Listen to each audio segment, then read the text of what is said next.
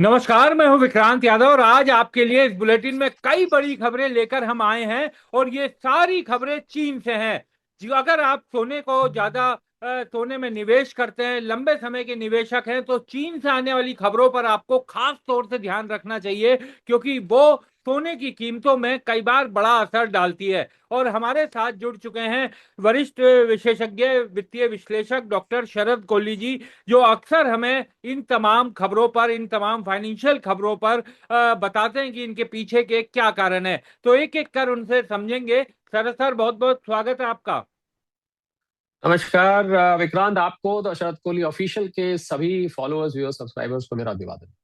Sir, सबसे पहला सवाल तो मैं यही करूंगा कि गुरु चीन की कई बात आपसे पूछनी है, लेकिन गुरुवार को क्योंकि 2 महीने का हाई सोने ने बनाया था, तो शुक्रवार को थोड़ा वो गिरा।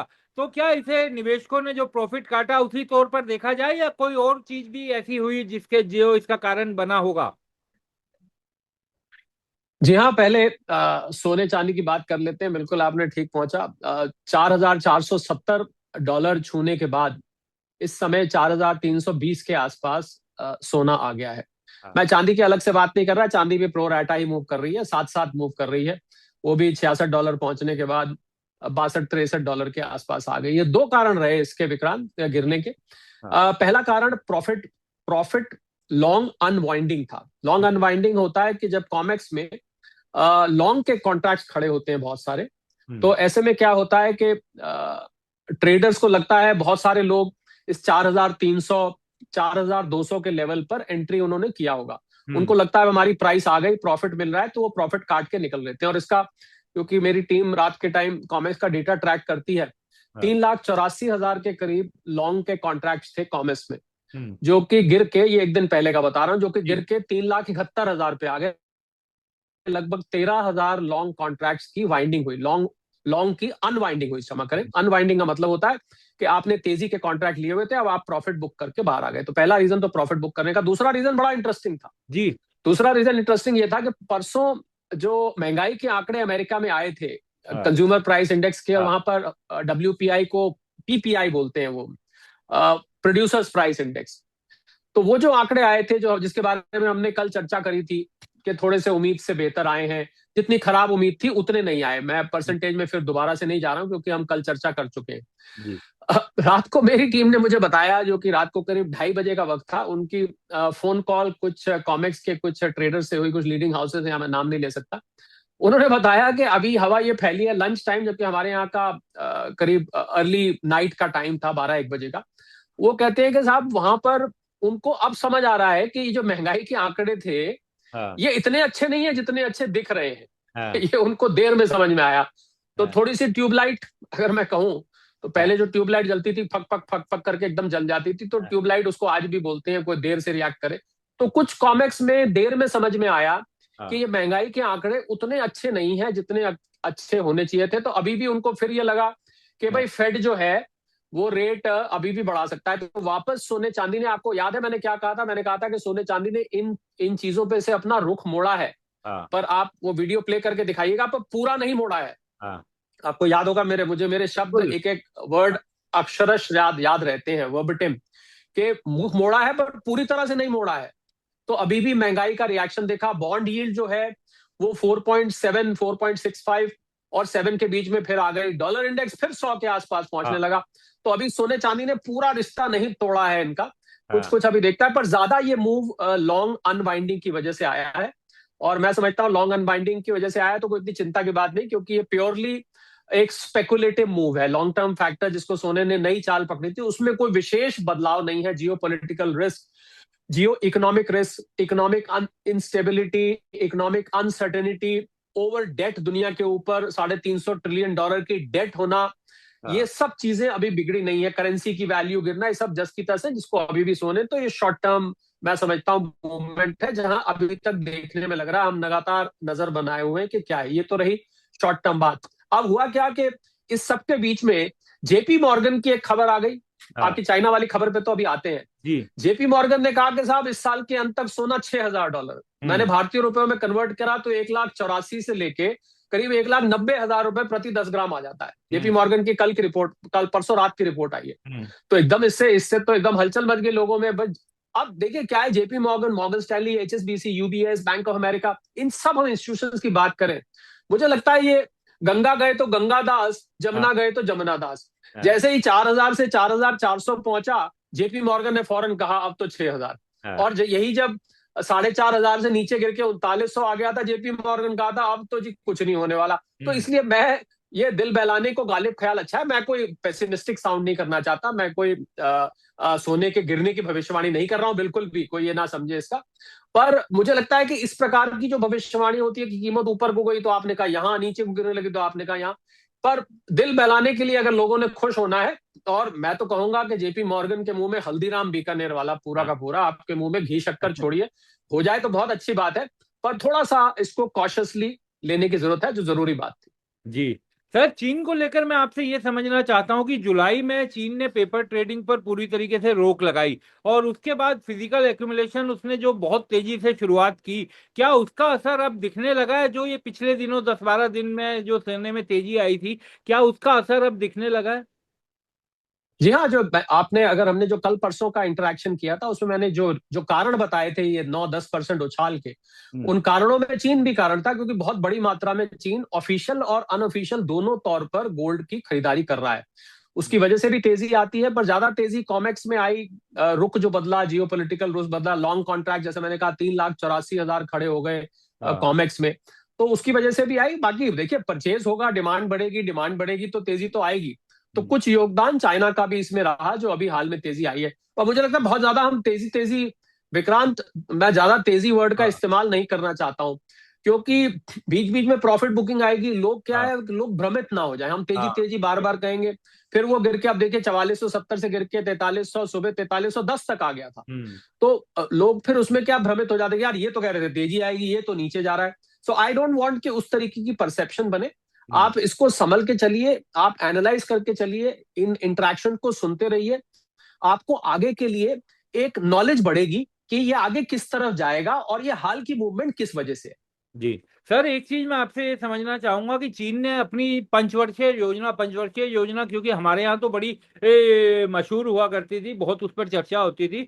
उसने अपनी 26 से 30 की पंचवर्षीय योजना में अपनी करेंसी युआन को एकदम इंटरनेशनल करेंसी के तौर पर प्रोजेक्ट करने की बात कही है कि उस दिशा में काम किया जाएगा। इसको किस तरीके से समझा जाए? क्योंकि अभी तो वर्तमान अगर हम देखें तो चाइनीज करेंसी का बहुत छोटा हिस्सा ही, केवल 4% कहा जाता है कि इंटरनेशनल उसमें यूज होता है। तो उसको अब वो बना रहा है कि उसको अगले 5 सालों के अंदर, यानी इन 5 सालों के अंदर एकदम बड़े इंटरनेशनल करेंसी के तौर पर स्थापित करेंगे। देखिए, चाइना की करेंसी डॉलर इंडेक्स में नहीं है। दुनिया हाँ। की जो 6 टॉप करेंसीज जिसको अमेरिका मानता है टॉप है, उनमें वो नहीं डाल रखा जानबूझ के, कुछ चाइना से उसका जो कोल्ड वॉर चलता रहता है उसकी वजह से भी है। हम्म। इस खबर का सीधा सीधा रिलेशन गोल्ड से है, हाँ। क्योंकि चाइना अपने युआन को गोल्ड बेस्ड करना चाहता है, गोल्ड स्टैंडर्ड बेस्ड करना चाहता है। शरद कोहली ऑफिशियल पे आपको कुछ दिनों में हम्म। एक स्टोरी मेरे से मेरी टीम करवा रही है, ब्रेटन वुड और गोल्ड स्टैंडर्ड के ऊपर, यानी कि डॉलर की क्या कहानी रही, कैसे ये सोने से जुड़ा, फिर कैसे कैसे उसको तोड़ा गया। एक पूरी स्टोरी हमारी टीम उस पर काम कर रही है, आपको एक आध दिन में आने को मिलेगी, आप चाहें तो उसको हाँ। स्वतंत्र पर भी चला सकते हैं, अगर आपको वो पसंद आए तो। बहुत अच्छी, बहुत बढ़िया जानकारी वाली वो स्टोरी है। तो हाँ। सीधा सीधा इसका तो गोल्ड से संबंध है।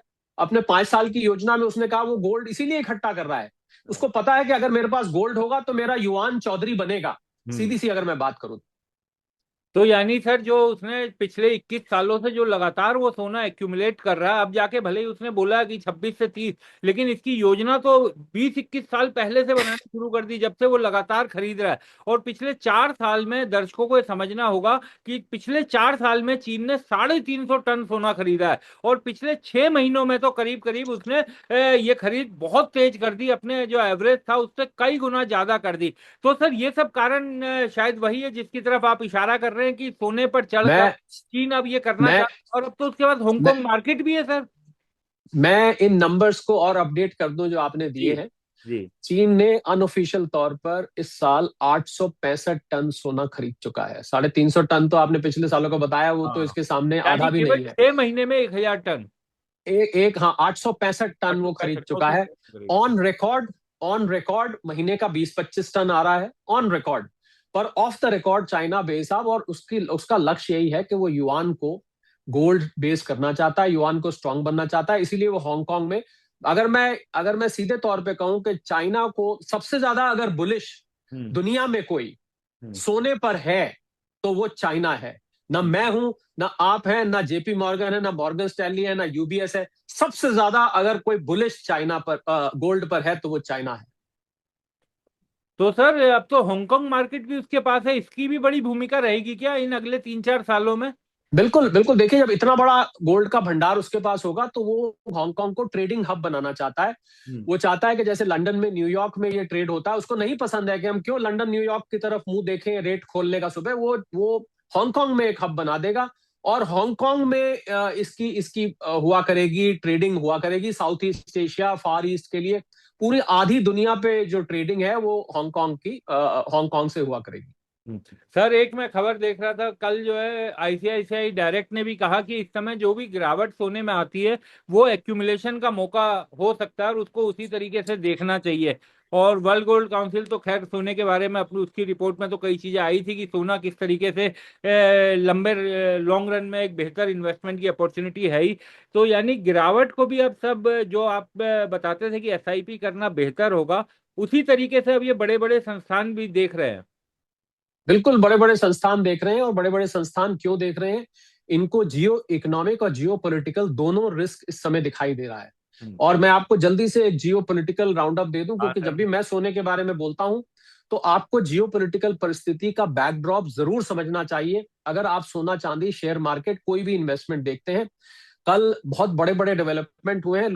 हम लोग अनभिज्ञ रहते हैं इनकी तरफ। कल यूक्रेन की 2 पैसेंजर ट्रेन पर रशिया ने हमला किया है कल, लेट लेट नाइट। पहली बार पैसेंजर ट्रेन के ऊपर हमला किया गया है। उधर ADNOC, Abu Dhabi national oil company के 2 टैंकर्स पर और हूथियों ने कल हमला किया है। और एक नया फ्रंट कल देखने को मिला, बिल्कुल आप हैरान हो जाएंगे सुन के। जापान और रशिया आमने सामने आ गए हैं। जो रशियन प्रेसिडेंट है पुतिन, कल वो एक जगह गए, उस जगह का शायद लोगों ने नाम ना सुना, उसका नाम है Kuril islands, KURIL, Kuril islands. और इटुपाउ एक जगह है, ये वहां आइलैंड्स का नाम है। ये 1945 जब वर्ल्ड वॉर खत्म हुआ था तो रशिया ने जापान से छीन लिया था। पर जापान ने कभी नहीं माना था कि ये जगह हमने छोड़ी। जैसे भारत में POK है, हाँ बिल्कुल। पाकिस्तान ऑक्युपाइड कश्मीर पर पाकिस्तान का कब्जा है, पर भारत ने कभी स्वीकार नहीं किया कि कश्मीर का हिस्सा नहीं है। इसी प्रकार ये क्यूरिल आइलैंड्स जापान ने स्वीकार नहीं किया था कि अब हमारे पास नहीं रशिया। तो कल पुतिन ने जब वहां विजिट किया तो जापान ने इस पे सख्त विरोध जताया है कि आपकी हिम्मत कैसे हुई यहां पर आने की, आप यहां पर क्यों आए हैं, ये तो जापान का हिस्सा है। तो जापान और रशिया के बीच में, आपको पता होगा अगर आप नक्शे पे देखेंगे तो जापान और रशिया ऊपर से, क्योंकि रशिया बहुत बड़ी कंट्री है, जापान तो छोटा सा है, ऊपर से बहुत क्लोज है, मतलब ज्योग्राफिकल डिस्टेंस की बात करें तो ये एक नया कल फ्रंट खुलता दिखा। और एक और घटना घटी है जिसमें चाइना का ईरान और US युद्ध में सबूत मिला है। जी। वो ये है कि चाइना ने ईरान को ऊपर सैटेलाइट लॉन्च कर दिए हैं इस बहाने से कि हम तो आपके यहाँ रेयर अर्थ मिनरल्स ढूंढ रहे हैं। ध्यान दीजिएगा, हम ईरान में रेयर अर्थ मिनरल्स ढूंढने के लिए हमने काम शुरू कर दिया है। उसकी मदद कर रहा है या अपने लिए ढूंढ रहा है। और दूसरी तरफ 3 ईरान के सैटेलाइट्स चाइना लॉन्च करने में मदद करने वाला। सोचिए, जिस देश में खाने की लाले पड़े हुए हैं, ईरान में इन्फ्लेशन 60-70% है, वो सैटेलाइट लॉन्च करने की बात कर रहा है ईरान की मदद से और चाइना की मदद से। तो मुझे लग रहा है चाइना का रोल यहाँ पर, रशिया का तो हमने बात करी थी, चाइना का रोल भी इस युद्ध में विक्रांत और ज्यादा स्पष्ट होता जा रहा है। और ये बहुत खतरनाक है। ईरान का ये कहना, कल हमने बात करी थी, ये कहना कि साहब हम तो जो है इस युद्ध को राष्ट्रपति ट्रंप के टर्म एंड होने तक चलाएंगे, ये इस बात का सबूत था। और आज उस सबूत की और ज्यादा मैं कहूंगा कि पुष्टि होती जा रही है कि क्या सिचुएशन है। तो मुझे लगता है कि लोगों को, जो हमने वर्ल्ड वॉर 3 की बात करी थी, वो बात को ये ना सोचे कि खाली सनसनी मचाने के लिए करी थी, या हमने खाली एक एक एक एक हेडलाइन बनाने के लिए करी थी, या CTR रेट वीडियो का बढ़ाने के लिए करी थी। ऐसा बिल्कुल नहीं है। कम से कम मुझे CTR रेट इस तरीके से बढ़ाने की इस समय जरूरत नहीं है। आप तो खैर एक चैनल चलाते हैं और जरूरत आपको भी नहीं है इस तरीके से, पर क्योंकि क्योंकि अब एक हकीकत है, उसकी हेडलाइन ऐसी बन रही है, परिस्थितियां ऐसी बन रही हैं। हम देखिए, हम अगर दुनिया की खबर ना लें तो हाँ, इसका मतलब ये नहीं कि दुनिया में खबरें आ नहीं रही हैं। बिल्कुल ठीक आप बात। अगर खबरें नहीं ले रहे हैं तो हाँ। खबरें नहीं आ रही हैं, ऐसा ऐसा बिल्कुल भी नहीं है। तो ये एक जियो पॉलिटिकल परस्पेक्टिव मैं आपके सामने लेके आना चाहता था। जो बड़ी डेवलपमेंट हुई है जापान रशिया की, इधर एडनॉक के टैंकर सीज करने की, रशिया यूक्रेन की, ये तीनों खबरें मुझे लग रहा था कि काम की हैं। हम्म। और भारत से अगर स्टॉक मार्केट की बात करें तो स्टॉक मार्केट बिल्कुल कंफ्यूज्ड है इस टाइम। उसको हम्म। समझ नहीं आ रहा कि यहां जाएं या वहां जाएं। बहुत ही कंफ्यूजिंग सिग्नल है। अंतर्राष्ट्रीय तरफ देखते हैं तो निराशा ही निराशा है। डोमेस्टिकली देखते हैं तो बीच बीच में अच्छी खबरें सामने निकल के आती रहती हैं। बिल्कुल सर, शेयर मार्केट को लेकर के तो लगातार लोगों को लग रहा है कि 2 साल तो ऐसे ही हो गए। अब आगे क्या होगा? सर, एक जाते जाते सवाल एक दर्शक का मैं लेना चाहूंगा अपने जी जी। सेवा भी है, उन्होंने कहा, एक तो सर लोग ये जानना चाहते हैं कि चांदी में क्या होगा, क्या चांदी भी अपने हाई की तरफ जाते हुए दिखाई देगी? और ये अपना एक ये जो स्पेसिफिक सवाल पूछना चाहते हैं सर, ये थोड़ा इंटरेस्टिंग नहीं है और ये लोगों के जहन में आता होगा कि चांदी लगातार 6 साल से फिजिकल डेफिसिट उसका बना हुआ है, मांग ज्यादा है, ये कहा जाता है कि सप्लाई उतनी नहीं है। सबको चाहिए, सेंट्रल बैंक्स भी ले रहे हैं, इंडस्ट्रीज भी ले रहे हैं, आम जनता भी ले रही है, उस पर उसमें व्यापार निवेश कर रही है। तो फिर चांदी के रेट उस तरीके से क्यों नहीं भागते जब सारे चीजें फेवरेबल है चांदी के, उसके बावजूद चांदी के रेट उस तरीके से क्यों नहीं भागते? जब भागते हैं तो सोने से तेज भागते हैं। हाँ, वो मैं देखा भी जिन भी था। हमारे माननीय माननीय दर्शक का सवाल है उनको बताना चाहूंगा।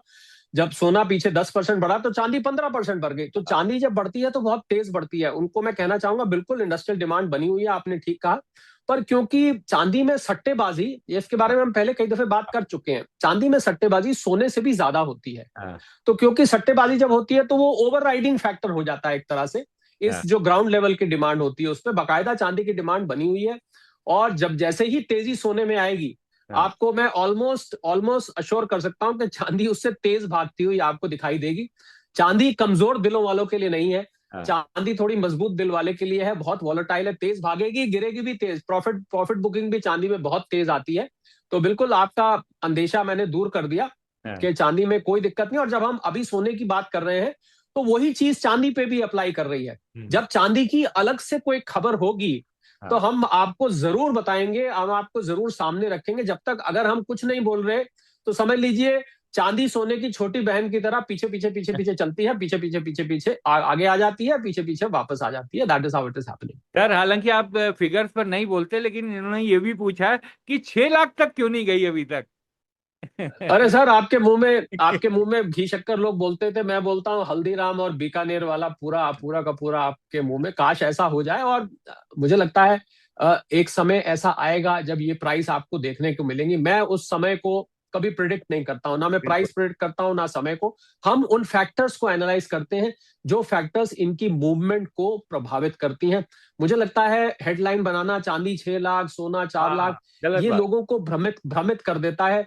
ये लोगों की खून पसीने की कमाई होती है। वो लोग आंख बंद करके लगा देते हैं, और देखिए लगा देते हैं लंबे वक्त के लिए, कोई दिक्कत नहीं। पर हम्म। दिक्कत यह है कि ज्यादातर लोग उसको उतने वक्त तक रख नहीं पाते हैं। हम्म। मैं एक अलग से वीडियो, कल स्वतंत्रता दिवस है, तो हाँ। अलग से एक वीडियो मेरी टीम ने मुझे कहा सुबह सुबह लाने को कि हाँ। आप गोल्ड सिल्वर ट्रेडिंग के ऊपर वीडियो लाइए कि ट्रेडिंग के क्या फायदे हैं, ट्रेडिंग के क्या नुकसान है। तो हम्म। आपको वो शरद कोहली ऑफिशियल पे कल वो वीडियो मिलेगा, हाँ। जहां मैंने पूरा 2.5-3 घंटे बैठ के लोगों से बात करके, ट्रेडर से बात करके इसके फायदे और इसके नुकसान। तो हाँ। साहब ट्रेडर मत बनिए, उसमें यह मैसेज है। पर फिर भी मैंने लोगों पर छोड़ा है कि आप डिसाइड करिए कि ट्रेडिंग करना चाहते हैं नहीं करना चाहते। बिल्कुल सर। तो बहुत बहुत शुक्रिया सर, आप जुड़े, तमाम थैंक यू। सवालों के जवाब दिए, और दर्शकों से जाते जाते यही अनुरोध कि अगर आपने अभी तक, अगर आप हमारे वीडियो देखते हैं तो अगर आपको पसंद आते हैं तो उसे लाइक शेयर जरूर कीजिए। और अगर अभी तक आपने शरद कोहली ऑफिशियल या दास स्वतंत्र को सब्सक्राइब नहीं किया है तो कृपया वो जरूर कर लीजिए, क्योंकि और अ, शरद जी को विक्रांत, हम परेशान आपने जो करते हैं बात कही, सवालों के जरिए। आपने जी जो सर। आपने जो बात कही हाँ। आपने जो बात कही, क्षमा करें आपको टोक दिया मैंने आज। जी। पर मैंने बात कही अब- तो मैंने एक चीज नोट करी है, जब हम हाँ। लोगों से प्रार्थना करते हैं ना कि सब्सक्राइब करिए, हाँ। बेल आइकन दबाइए, तब मैंने देखा है लोग ज्यादा सब्सक्राइब करते हैं। हाँ। वरना उनकी उनकी इंटेंशन खराब नहीं होती नहीं सब्सक्राइब करने की, वो वीडियो वीडियो में इतने तल्लीन हो जाते हैं हाँ। कि वो भूल जाते हैं, और अगला वीडियो आपको पता ही है आपकी हाँ। आपकी न्यूज फीड में पॉपअप हाँ। करने लगता है, वो अगले वीडियो पे चले जाते हैं। तो हमारी प्रार्थना है कि आप इसको सब्सक्राइब करें, उससे हमें मोटिवेशन मिलता है। वो आपके लिए एक उंगली दबाना होता है, वो भी फ्री में है, कोई चार्जेस नहीं है। बहुत बहुत शुक्रिया Sharad ji. Thank you. Thank you.